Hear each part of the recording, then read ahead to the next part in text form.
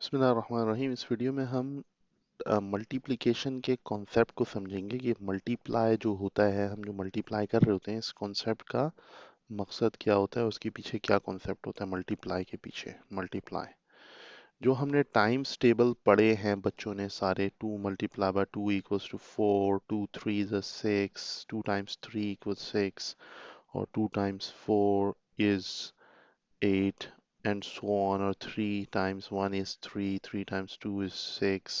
What does it mean? इसका क्या मतलब होता है? तो इसको समझने के लिए आज हम ये वीडियो बना रहे हैं। अब देखें, यहाँ लिखा है 9 प्लस 9 प्लस 9।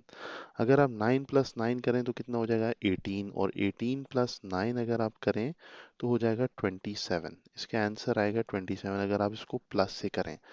वैसे अगर आप करें 9 टाइम्स 3 तो उसका आंसर आता है 27। 9 टाइम्स 3 का यही मतलब होता है कि 9 को 3 टाइम्स ऐड कर लें, जमा कर दें, प्लस कर दें। तो 9 टाइम्स 3 इज 27। अब यहाँ पर देखें 2 लिखा है, वैसे तो आप इसको ऐड करें, 2 प्लस 3 4 5 6 7 8 9 10 11 12 13 14 15 16, तो इसका आंसर आ रहा है 16 प्लस करके। लेकिन अगर आप टाइम्स टेबल को यूज करें तो ये काउंट कर लें कि 2 है कितनी दफा। तो 2 1 2 3 4 5 6 7 8 टाइम्स 2 है, तो अगर आप 8 टाइम्स 2 कर लें तो आंसर आ जाएगा 16, या आप 2 टाइम्स 8 भी कर लें तो आंसर आएगा 16। सही है। अब यहाँ पर देख लें 8 कितनी दफा है, तो अब इसको मल्टीप्लिकेशन के सेंटेंस में write as a multiplication sentence, हमें इसको मल्टीप्लिकेशन के सेंटेंस में लिखना है। Name the factors and product. अच्छा, अब देख लें, इसको काउंट कर लें, 1 2 3 4 5 6 7 8 9। सो 8 जो है वो 9 टाइम्स है। सही है। सो 8 इंटू 8 9 टाइम्स अगर आप करेंगे तो आपको इसका रिजल्ट मिल जाएगा। अच्छा, इसको मल्टीप्लाई कर लें तो ये आ जाएगा 8 टाइम्स 9 इज 72। वही चीज़ अगर आप 9 टाइम्स 8 करें तो भी 72 आएगा। अच्छा, 6 प्लस 6, अगर आप 6 प्लस 6 कर रहे हैं तो इसका क्या मतलब हो रहा है? 12, हमें पता ही है, 6 7 8 9 10 11 12। लेकिन इसको अगर आप मल्टीप्लिकेशन की फॉर्म में करें तो क्या हो जाएगा? 6 मल्टीप्लाई बाय 2। 6 2 टाइम्स है, तो इसका आंसर आ जाएगा 12। सही है।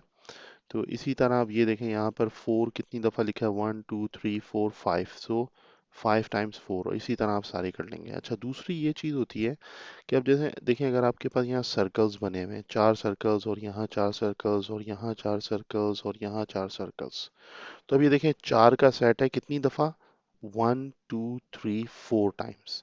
तो अगर आपको सारे सर्कल्स काउंट करने हैं तो आप बस ये देख लें कि ये कितनी दफ़ा हैं और एक सेट में कितना है। तो एक सेट में 4 है, और 1 2 3 4 5 6, तो ये कितने हो जाएंगे? 6 मल्टीप्लाई बाय 4, तो टोटल 24। आपको एक एक करके काउंट करने की इस तरह ज़रूरत नहीं है। 1 2 3 4 5 6 7 8 9 10 11 12 13 14 15 16 17 18 19 20 21 22 23 24, इस तरह करने की ज़रूरत नहीं है अगर आपको टाइम्स टेबल पता हो।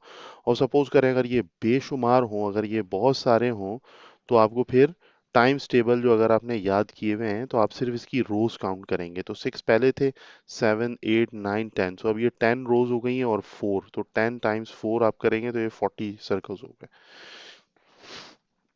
मल्टीप्लाई का एक ये तरीका होता है। सही है।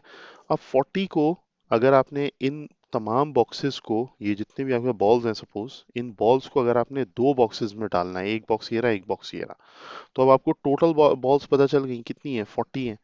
तो 40 को अगर आप डिवाइड कर देंगे 2 से, तो आपको पता चल जाएगा कि एक में कितना डालना है। तो आपने तरीकाकार क्या सीखा है? 2 को बाहर रखें, 40 को अंदर रखें, 2 2 ज़ा 4, यहाँ 0 बचा, और ये 0 जो ये नीचे आया इसको आपने ऊपर लगा दिया, तो 2 20 ज़ा 40। सो 20 बॉल्स इधर डालनी है और 20 बॉल्स इधर डालनी है, तो टोटल हो जाएंगे आपके पास 40 बॉल्स। ये है सिंपल सा कॉन्सेप्ट मल्टीप्लिकेशन और डिवीजन का। बच्चे टाइम्स टेबल याद कर लेते हैं लेकिन उनको पता नहीं होता कि क्या टेबल से फ़ायदा क्या होता है। तो ये फ़ायदा होता है, आप फौरी तौर पे पता चला लेते हैं कि कौन सी चीज़ कितनी दफ़ा है। सही। जज़ाकल्लाहु खैरन।